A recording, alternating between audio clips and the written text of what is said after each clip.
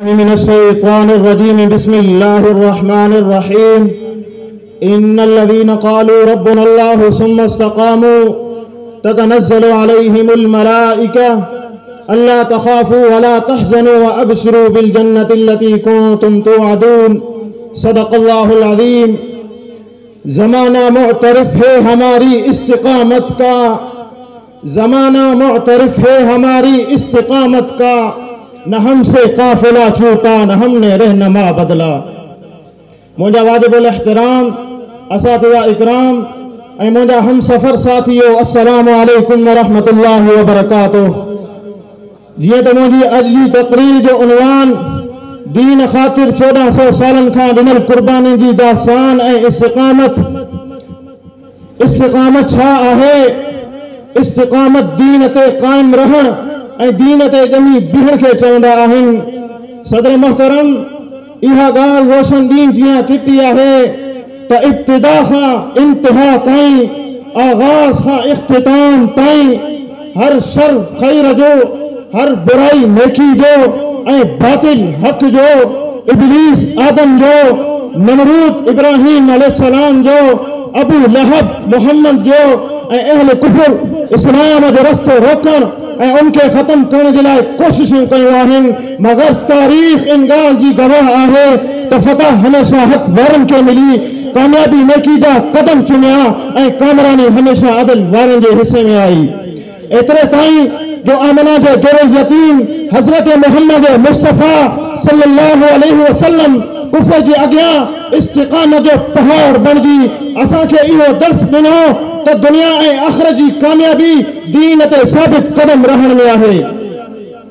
अज़ीज़ान गिरामी, इहा इरादे जी पुख़्तगी, इहो इस्तिक़लाल, इहा इस्तिक़ामत असां अॻियनि पैगंबरनि में ॾिठी। जेकॾहिं 1400 सालनि जी अॻुवारी तारीख़ ते नज़र विझंदासीं त ख़बर पवंदी त इन दीन जे लाइ आमना जे माल जा ॾंद नज़ारे शहीद थिया। इन दीन जे लाइ मुंहिंजे पैगंबर खे सतायो वियो। इन दीन जे लाइ मुंहिंजे पैगंबर जे रस्ते ते कंडा विछाया विया। इन दीन जे लाइ मुंहिंजे पैगंबर खे मके मां कढियो वियो। इन दीन जे लाइ मुंहिंजे पैगंबर खे उहद में अचणो पियो। इन दीन जे लाइ मुंहिंजे पैगंबर खे खैबर में अचणो पियो। इन दीन जे लाइ मुंहिंजे पैगंबर खे तबूक में अचणो पियो। इन दीन ख़ातिर आमना जे जुर्र यतीम ऐं अब्दुल्ला जे जिगर जे टुकड़े पंहिंजो सभु कुझु कुर्बान करे छॾियो। एतिरे ताईं जो वतन छॾणो पियो त छॾे ॾिनई, चाचनि खे छॾणो पियो त छॾे ॾिनई, बिरादरी खे छॾणो पियो त छॾे ॾिनई, ख़ानदान खे छॾणो पियो त छॾे ॾिनई, मगर आमना जे लाल तौहीद खे न छॾियो। इनखे चइबो आहे इस्तिक़ामत। अज़ीज़ान गिरामी, नबी जे सहाबा इकराम दीन ते कहिड़ी इस्तिक़ामत ॾेखारी। इन इस्लाम जे लाइ ज़ुनैरा बीबी जूं अखियूं कढियूं वयूं। इन इस्लाम जे लाइ मदीना जा टुकड़ा टुकड़ा किया विया। इन इस्लाम जे लाइ बीर महूना ते 70 सहाबा खे ज़बह कियो वियो। इन इस्लाम जे लाइ उहद जी लड़ाई में 70 सहाबी शहीद थिया। इन इस्लाम जे लाइ बदर जी लड़ाई में 14 सहाबी शहीद थिया। इन इस्लाम जे लाइ हज़रत बिलाल के गरम उभरंदड़ वारी ते लिटायो वियो। इन इस्लाम जे लाइ हज़रत सईदना अमीर हमज़ा जे जिस्म जा 12 टुकड़ा किया विया। इन इस्लाम जे लाइ 87,000 सहाबी सिर्फ खिलाफत राशिदिया के दौर में शहीद थिया। अज़ीज़ान गिरामी, सहाबा इकराम का बाद तारीख़ इस्लाम जो सुफ़ा खोले ॾिसो तो ख़बर पवंदी त इन इस्लाम जे लाइ इमाम अबू हनीफा जो जनाज़ो जेल में कढियो वियो। इन इस्लाम जे लाइ इमाम मालिक जे मुंहं ते कारे हणी मदीने जे खेतनि में घुमायो वियो, मगर इमाम मालिक पंहिंजो मौक़िफ़ तब्दील न कयो। इन इस्लाम जे लाइ इमाम अहमद बिन हंबल खे रोज़ाना जेल में 40 कोड़ा पुटी ते हया वेंदा हुआ। अज़ीज़ान गिरामी, तारीख़ इस्लाम कुर्बानी सां भरियल आहे। मां केतिरो तव्हांखे ॿुधायां, ज़िंदगी ख़त्म थी वेंदी, वक़्तु ख़त्म थी वेंदो, मगर उन्हनि आलमनि जो तज़किरो ख़त्म न थींदो।